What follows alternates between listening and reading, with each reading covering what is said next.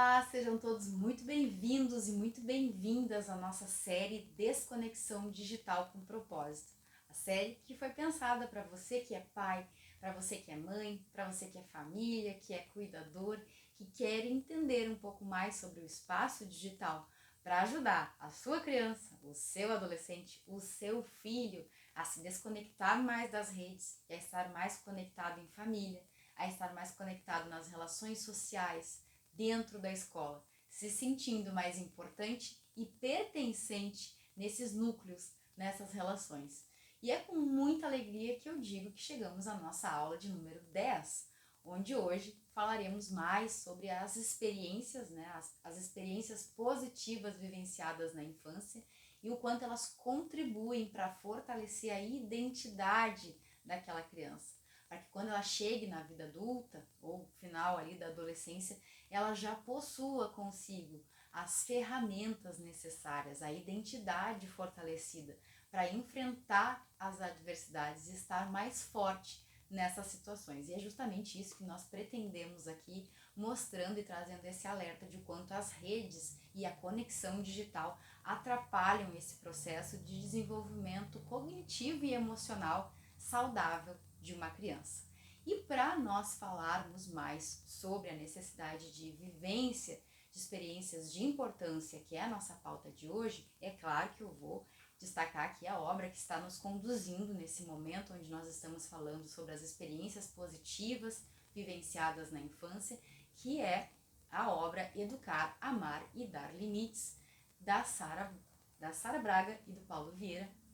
que nos trazem uma reflexão muito importante sobre o quanto essas vivências na infância moldam a nossa vida adulta, o quanto essas experiências vividas na infância, elas nos trazem marcas positivas ou negativas que vão conduzir a nossas próximas relações. E esse livro é um livro dedicado a um cuidado com o seu filho, com a sua criança, com o seu adolescente, mas é um livro que também nos faz olhar para a nossa criança, de quando nós fomos essa criança pequena, vivenciando aquelas experiências e o quanto isso nos marcou de forma positiva ou negativa e o quanto nós podemos trabalhar para ressignificar essas marcas e não repetir esse mesmo padrão. Então é uma leitura muito válida que não apenas traz ferramentas para a condução de uma educação saudável, mas ajuda a resgatar essas memórias e ressignificá-las para que elas não sejam repetidas, aquelas que não são positivas, para que elas não marquem negativamente a sua criança, aí sim, o seu filho. Então, para falar sobre as experiências de importância, eu peço licença para mais uma vez aqui destacar o que os autores entendem por ser uma experiência de importância. E eles dizem o seguinte: o segundo padrão de experiências positivas é a importância, que se refere à necessidade inconsciente de se sentir querido, único e indispensável por um indivíduo ou grupo de indivíduos, por meio das experiências vividas. E eles ainda falam algo mais.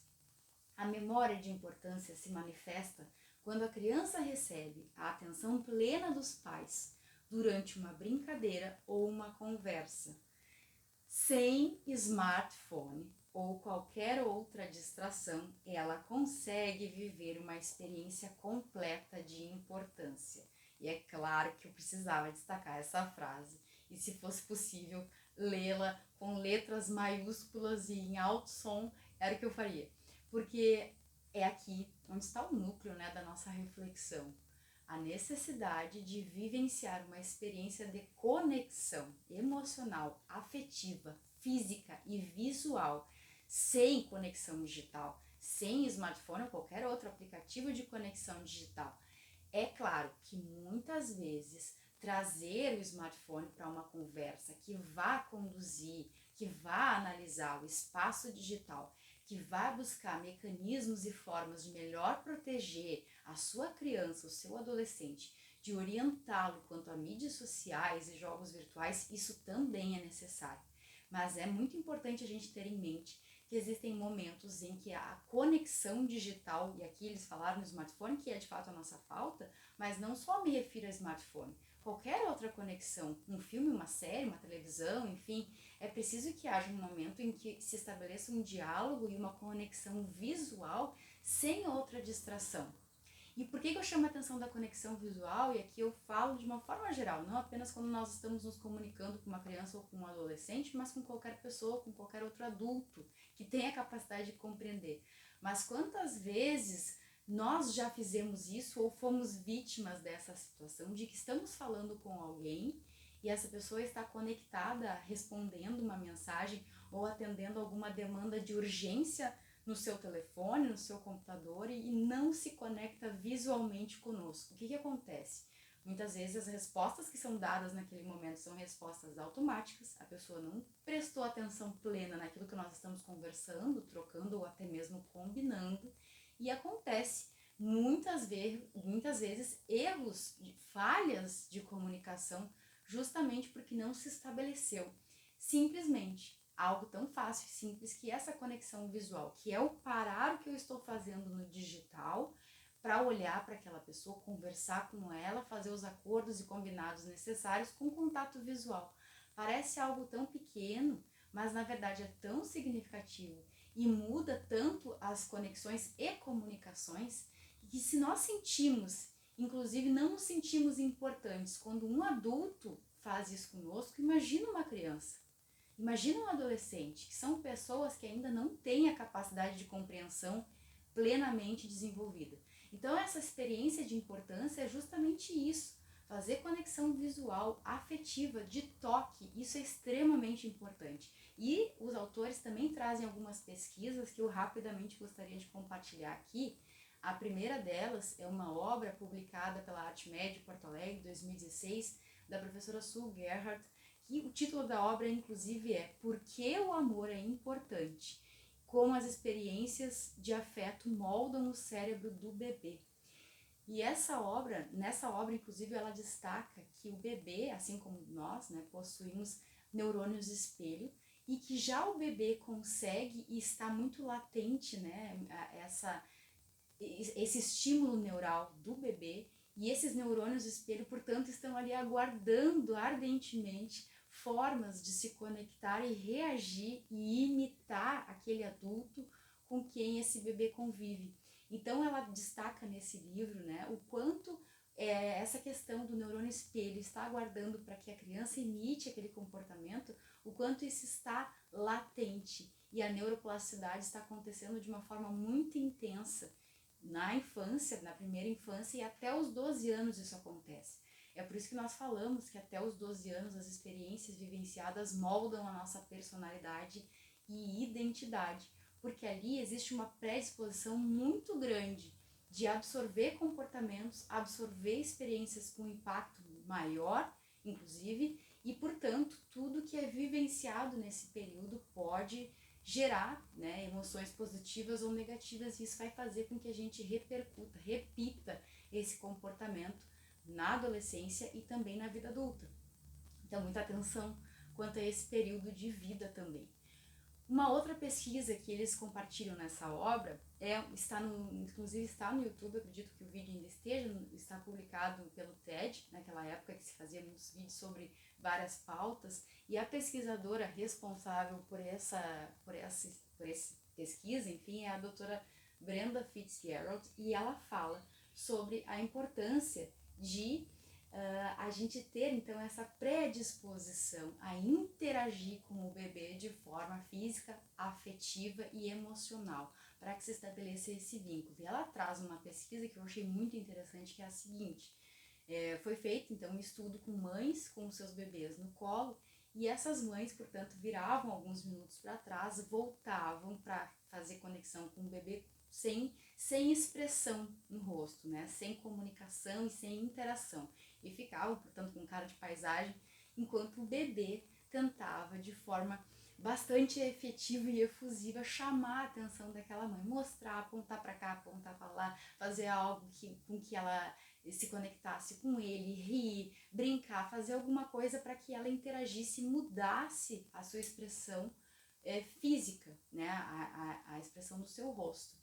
E feito isso por diversas vezes consecutivas, chega um momento em que, ao não manifestar emoção nenhuma, os bebês começam a chorar copiosamente, porque sim, sentem essa necessidade latente de atenção, de interação física e emocional com a mãe. Então eu achei essa pesquisa muito impactante e é claro que nos faz pensar sobre isso, né? É necessária essa troca de emoção, é necessária essa troca física e emocional com o bebê para que ele se sinta importante. Ele está pedindo, ele está clamando por essa importância, tal como nós podemos ver por meio dessa pesquisa. E um outro aspecto que ela também destaca é a questão de que o quanto essas experiências afetivas, quando bem estabelecidas na infância, elas não só fortalecem a identidade, como elas também previnem, né, ou oferecem ferramentas, melhor dizendo,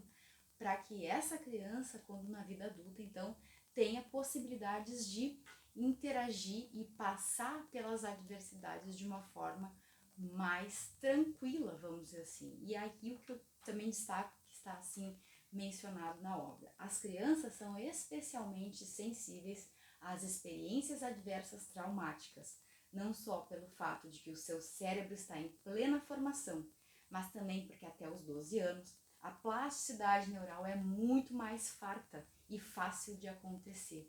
Então, também trazem os autores uma outra investigação científica que mostra essa questão de que as experiências negativas vivenciadas na infância, experiências de negligência, elas podem até ser mais traumáticas ou muitas vezes trazer mais prejuízos na vida adulta do que experiências de maus tratos diretos. Então vejam como a negligência, simplesmente esse fato de não haver uma conexão, uma atenção, um cuidado e uma prioridade em relação àquela criança, pode trazer tantos prejuízos quanto as vivências de maus tratos diretos. E eles também destacam que, para além desses prejuízos, existe a questão do atraso no desenvolvimento da criança, a perda de memória e até mesmo o desenvolvimento de uma baixa autoestima que se refere a essa distorção da autoimagem, fazendo com que a criança, aquele adulto, já não saiba identificar o seu valor, tamanha essa distorção. E para além disso, a pesquisa também mostra que adultos que vivenciam, que crianças que vivenciam, aliás, na sua infância, experiências de negligência e que se refletem, aliás, portanto, né, nesse atraso do desenvolvimento, perda de memória e baixa autoestima, crianças que vivenciam essas experiências de negligência têm 3 vezes mais predisposição para o desenvolvimento de um câncer, 3 vezes mais disposição para sofrerem um AVC ou um problema cardíaco, e, enfim, e é claro, né, para além da questão dos vícios em drogas, tabagismo, etc. Então, vejam, né, o quanto isso é impactante, o quanto essas experiências negativas refletem de uma forma extremamente negativa na vida adulta, desenvolvendo vícios, dependências, prejuízos em relação à autoestima e tantas disfunções que nós vemos emocionais relacionadas apenas à vivência de experiências negativas na infância. E me chama muita atenção esse fato de que as experiências negativas de negligência podem trazer muitos prejuízos e muitas vezes até mais prejuízos do que os maus tratos diretos sofridos. Então, o nosso cuidado em relação a fazer com que essa criança se sinta pertencente e importante no núcleo familiar deve ser agora ainda maior, entendendo tudo isso que nós falamos aqui hoje, entendendo que vivenciar a importância dentro da família é o que nos traz ferramentas para vivenciar isso nas futuras relações, replicar esse comportamento, ser um adulto mais saudável, ser um adulto com emoções mais alinhadas, com tomadas de decisões mais conscientes e com menor interferência nessas emoções negativas que muitas vezes atrapalham a nossa rota, que nos fazem fugir do caminho exatamente por não saber controlar ou lidar com essas emoções de uma forma saudável e consciente. Então, nós chegamos nesse momento final de reflexão. E eu mais uma vez faço aquela pergunta que sempre faço por aqui: que decisão você toma? O que você vai implementar na sua casa hoje, na sua família hoje, entendendo que